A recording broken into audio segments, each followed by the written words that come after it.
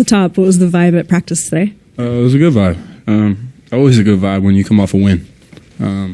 But I think, our level of focus is definitely there. Attention to detail is definitely there. Even though we won by a big margin, I think there was a lot of things that we watched on film that we can get better at. And I think everybody was in a positive, wanting to get better mood, and that was great to see. This is a little silly because he's Draymond's, but what's it like folding him back in?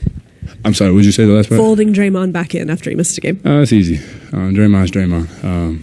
Even, it's odd. Like, even though he wasn't there, you could still feel like his presence. He was watching somewhere. He was doing it. Like, you could already feel him wanting to, coach and critique and get us better. So it's easy.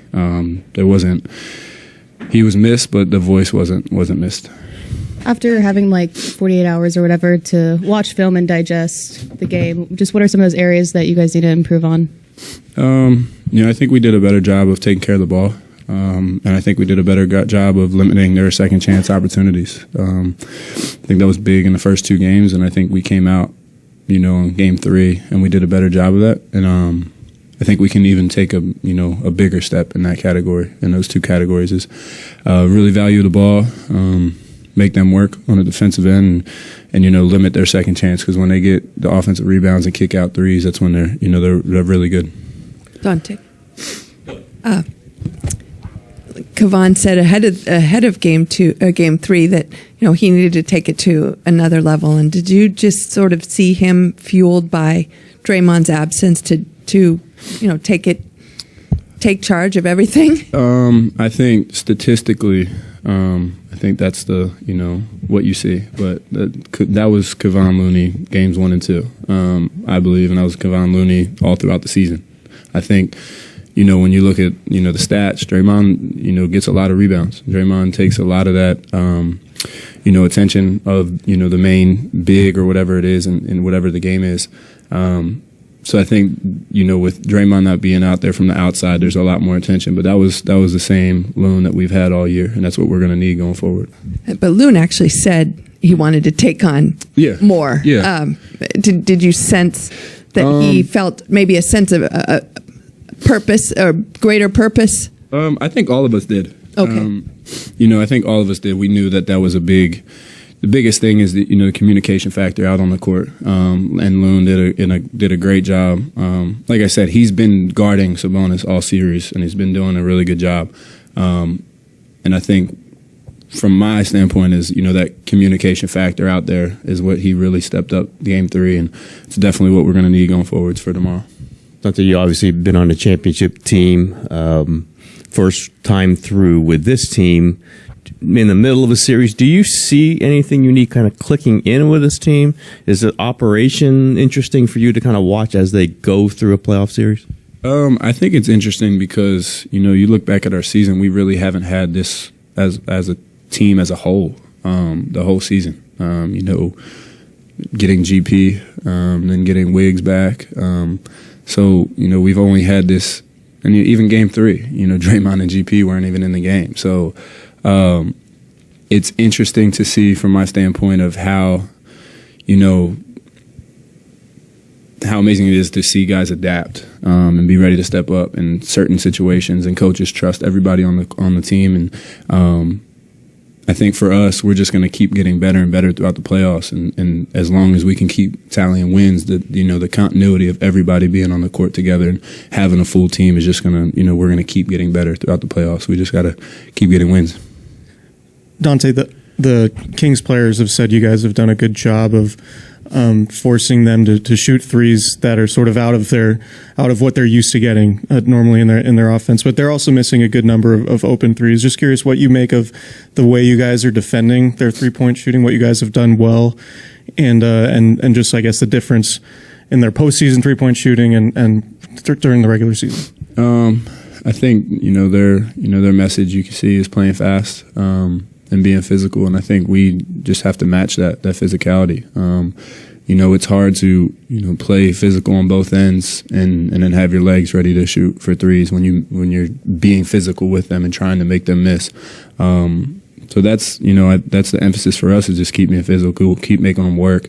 They're going to make some, and, sometimes you got to tip your cap to them, but the ones that we can control, just make them work as much as possible, be very physical with them, and try to wear them down. Donte, Draymond on his podcast called Steph a master at work last game. Just want to know your perspective, whether it be from watching, playing against him, or your first season with him. When was that first time that you kind of felt like Steph was in full control as a quote-unquote master at work? Training camp. Just the way he dissects the defense. Honestly, from day one, you could see it. It's super fun to play with him, and he's, I can't even say it enough how unselfish he is. And, game 3, Draymond's right on point. He knew when to attack, when to make plays, and he also knew when to trust his guys around him and give the ball up and let everybody else make a play. Yeah, Donte, how important do you feel like it is to control the pace in this series, and what sort of added layer of complication does offensive rebounding for both teams add to that? Yeah, I think we can control the pace by taking care of the ball, we limit our turnovers. That's when they're really good, is they get out and run. Even in our makes, we have to turn and sprint back because they're getting it out quick, they're pushing the pace, and they're getting the looks that they want. So I think us taking care of the ball controls the pace big time. And then offensive rebounds, if we can get, it's the hit or miss game of everybody going versus nobody going at all. We got to know who's on the court, know the personnel that we have out there, and who's going to go, who's not going to go. Because if we don't get the offensive rebounds, I think you see it in games 1 and 2 a little bit, where we have 2 or 3 guys crashing the boards and they just kick ahead when they get it. So just knowing when to go, when not to go, and figuring it out throughout the game. What value we got an update on Andre Iguodala today that he could return to the court for light work in the next week or so. But just what value does he provide for you guys, even though he's not able to play right now? He's just, he's the voice. He's like the OG on the team. Everything he says, everybody listens. And he also knows when to be serious and when to keep it light, and and keep everybody in a good spirit. So he's been doing that all year, whether playing or not. And this time is very important for us because we're going to lean on his experience for sure off the court. Donte, if you had to determine the age, not based on year born, but how he acts and how he carries himself, how old would you say Moses Moody is? Old as hell. Moses is remarkable. His maturity and his, not to get up and down too much. Like, he's always ready. And you see it the last 2 games. And no matter what the minutes are for him, you know when you come out of the game, if he's not playing, you know what type of Moses you're going to get. It's nothing, never different. It's always the same Moses. And it's a credit to him for sure. So like 30 or like 75? Like 50. Donte, I don't think you took a shot in game 2. I know the minutes weren't huge there, and there's been some other games where you haven't taken a shot. Do they tell you put some shots up? Or I know you've got Steph, you got a lot of other guys, but how important is it to you to be not just aggressive offensively, but put the ball up?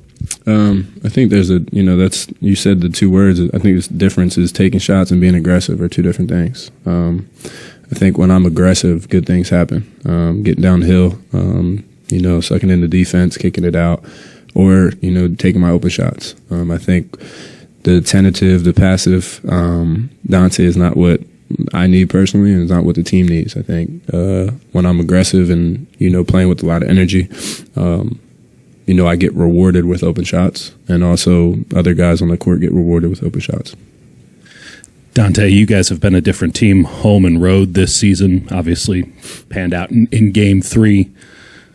What do you make of that? What do you make of the difference between home and road, and how much of a home court advantage do you guys feel out there on a day-to-day basis? We're not paying attention to our road record throughout the regular season. We know it's like, playoffs is a whole different season almost. And we know if we're going to win the series, we have to win one on the road. And we're focused on game 4 tomorrow.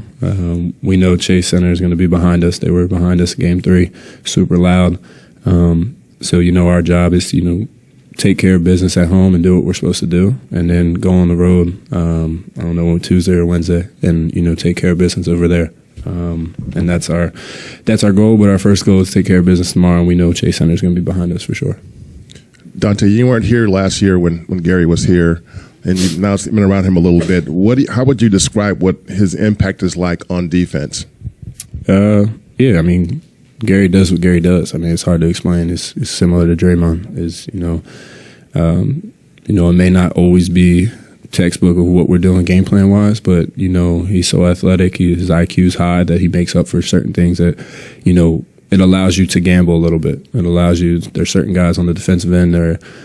You don't have to be textbook, and you can make it work, and you can play off of other guys. And I think with him, guys on the court, especially the guys that played with him last year, read him well. So if he's doing something that may not be textbook, they know how to adapt and how to read off of him. So it's huge for us. I think it just gives us a different dynamic. It kind of messes with their game plan a little bit, like I said, because some of us go off the script a little bit of game plan, and I think that it keeps them on edge over there, and they have to react to what we're doing as well.